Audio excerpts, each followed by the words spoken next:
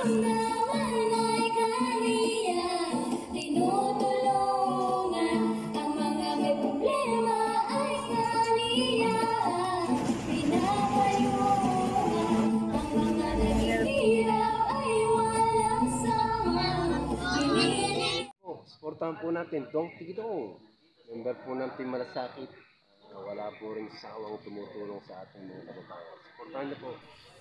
Hello po, Sir Lipat, nandito po kami ngayon sa bahay at ito pong si Lola Remedios po. Siya po yung nanay ni Ate Richilda. Siya po ay isinama namin sa pagpapacheck up kanina kay Dr. Bagnes at identified po na siya po ay may glaucoma, which is hindi na po nakakita yung kanya isang mata at yung isa pong mata niya ay konting-konting liwanag na lang po. Kaya ito po, humingi po siya ng tulong para sa gamot. Ayan, Ate Lola Remedios. Ano pong apelyido niyo, Lola Remedios? Bisinyo Buendia. Ito po si Lola Remedios. Ay, ilang taon na po kayong bulag? 10 at 15 taon na. 15. O, sige po, bibigyan ko po kayo ng pagkakataon na humingi ng tulong sa ating manonood upang makabili man lang ng panggamot sa inyong mata. Sige po. Sabi na. Tulungan niyo ako. Narawin. Hindi ka mag-ano sa dere. Sige. Sige po na, ibibigyan ko po kayo ng 2 minuto para humingi ng tulong sa inyong karamdaman kay Sir Ruel.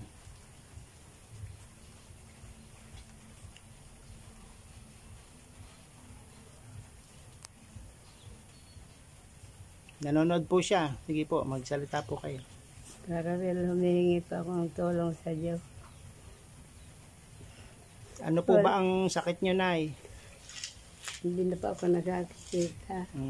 So yun po, na-check up po kayo na ang sakit nyo po ay Glaucoma po. glaucoma. Kakaawa naman si nanay. Yan po ay hindi na po makakita. Kaya lang may konting liwanag pa na natitira doon sa isa nyong mata sa kanan. Sige po, hingi po kayo ng tulong para sa gamot. Mayroon pa man pong kaunting nakakikita ang mata ko po. Narawin.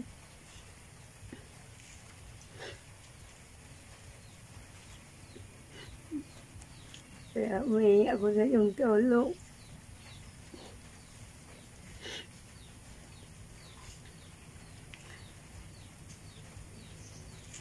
Tulungan mo mo po ako dahil wala na ba akong nakikita ang liwanag.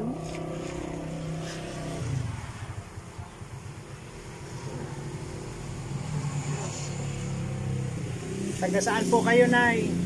Nagabaaw po. Baaw. San Isidro. Ay, Santa Teresita po. Ako, Santa Teresita. Nay, ilang taon na po yan?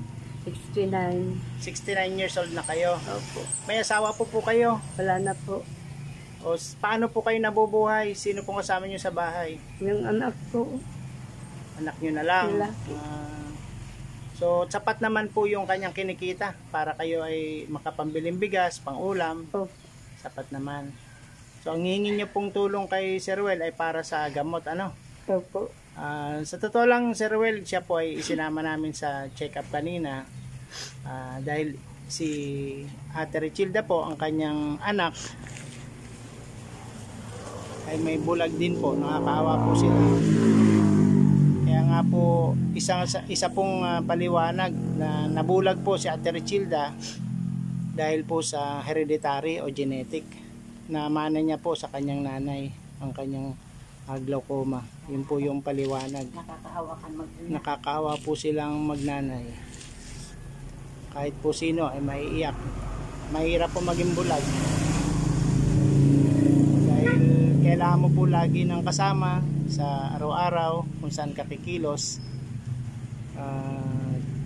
Ito po, nananawagan po sila dahil sir, na-identify po sila na glaucoma, yung pong konting liwanag na natitira sa kanan mata ni Nanay Remedios ay pahabain na lang ng konti sa pamagitan ng gamot. Yun po yung hinihingi po niyang tulong sa inyo, yung pampatak po ng gamot para tuloy-tuloy pa rin makakita ng liwanag. Hindi na po yung talagang bibid na totoong buhay na makikita, kundi po liwanag na lang. Sige po sir, hanggang dito na lang po yung video natin. At humingi po sila ng gamot at magpapasalamat na rin po in advance. Sige po, pasalamat po kayo kay Sir Willie. Salamat po, Karuwin. Tulong sa... Tinulungan niya rin po kasi ang anak nyo.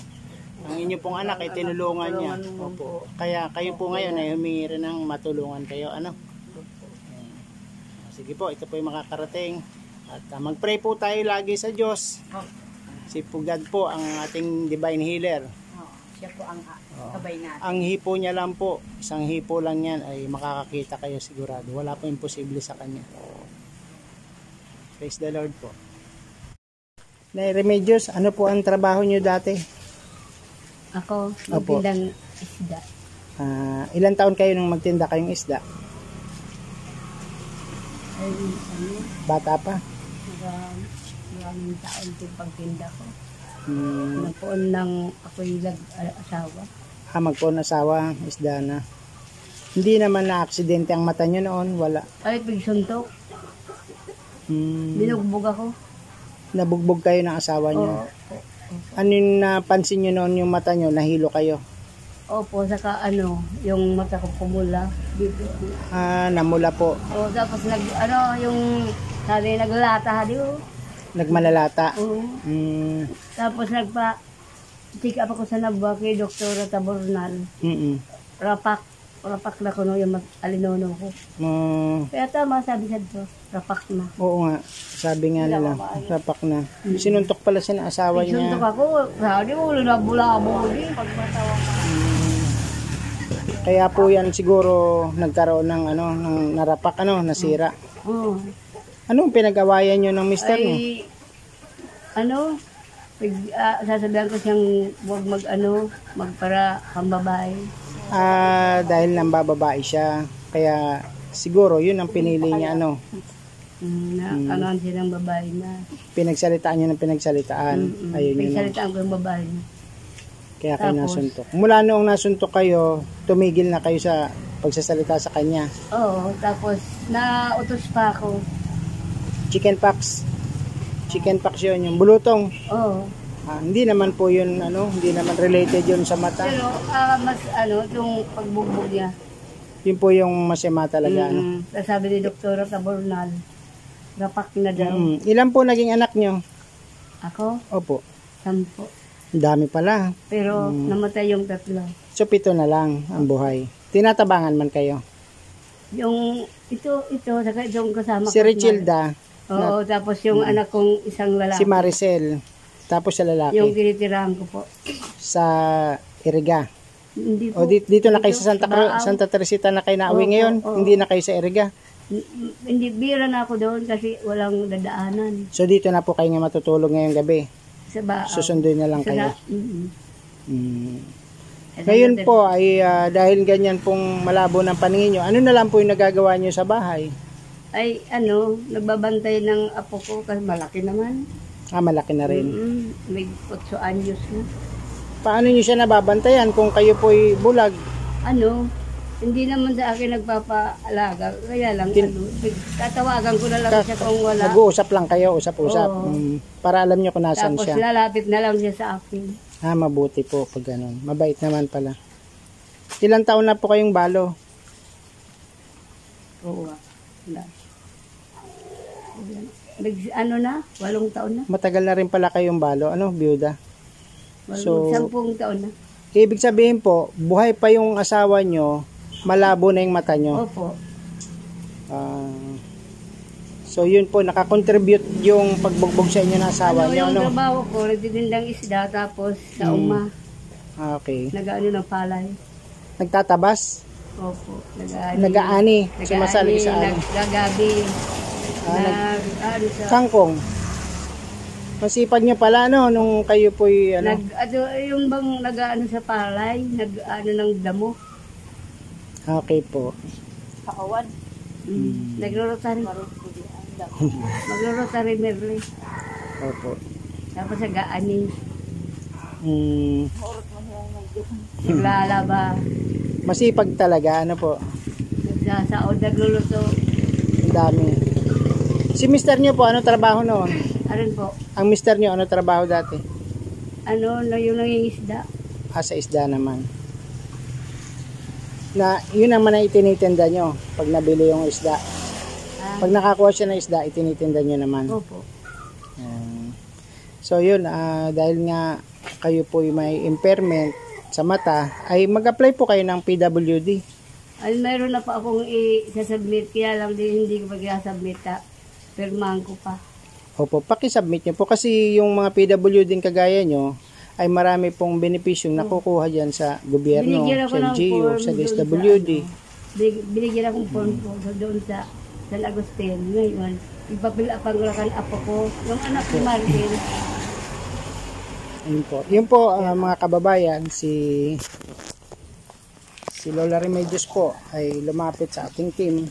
Sa ating team po, lumapit si Lola Remedios. Sana po tulungan natin siya sa mga nakakapanood. Kahit po magkano lang, ay maabutan natin siya para po sa gamot niya. Dahil nga po, identify po siya na may glaucoma, which is may konting-konti na lang na liwanag na natitira, na kung hindi po maagapan ay hindi magtatagal ay madilim na po yung kamutan niya. Yun na lang po yung pag-asa.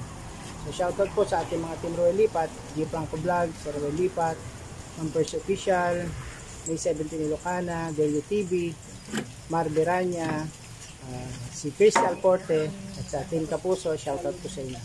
Maraming salamat po sa panonood po ng ating mga video. Kung hindi po kayo nakasubscribe sa ating channel, please subscribe at hit all the notification bell. See you!